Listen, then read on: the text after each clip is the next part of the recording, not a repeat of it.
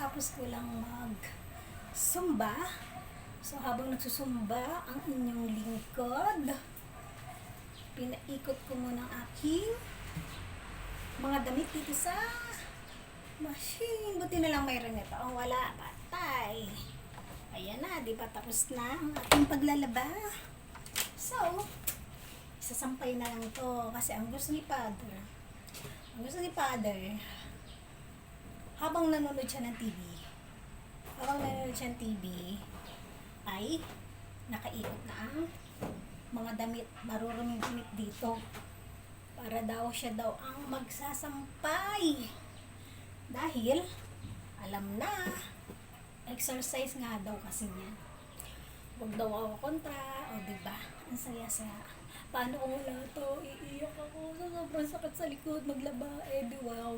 Pasensya na kayo Huwag kayong maaasar sa akin, nag-reels ako kasi alam na sayang ang araw. Total, ano naman ako boring. Kasi busy ang anak kong masipag. Ang panganay kong anak na masipag. Mga anak ko mga busy. Kaya, eto ako. Laban-laban, linis ng bahay. Alam na, pagka isa ka ng mother, pag isa ka ng ganap na ina, kailangan mabilis ang galawan mo. Tama ba o mali? Tatamaan ako nito Tsaka yung mga dyan, yung mga naasar na sa akin, or ewan ko kung naasar ba yun, diba? Ano lang tayo, nagbabaka sakali lang tayo sa reels. Kasi sayang nga naman yung araw. Sayang naman yung pagiging boring ko. Idaan ko na lang sa ganito. I-reels mo na lang. Gaya ka na lang. Diba, mga sister ko? Reels more. Ha? Saya naman si Father neto. Diba? Ilaki na lang ng katawan. Ingatan ang inyo. Katawan. Ingatan ang inyo. Joke.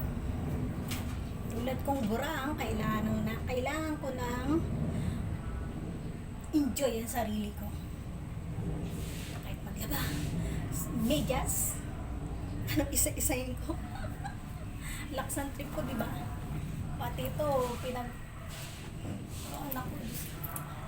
alam mo, okay lang ako maglaba kasi hindi naman ako gumagal o hindi katawang ko. Kaya, papasalamat din ako sa bigay nitong blessing na to. Kahit na, may, blessing pa rin to. Ha? Thank you, Lord. Hello, gaya-gaya na lang mga friends sa Reels. Bye, God bless.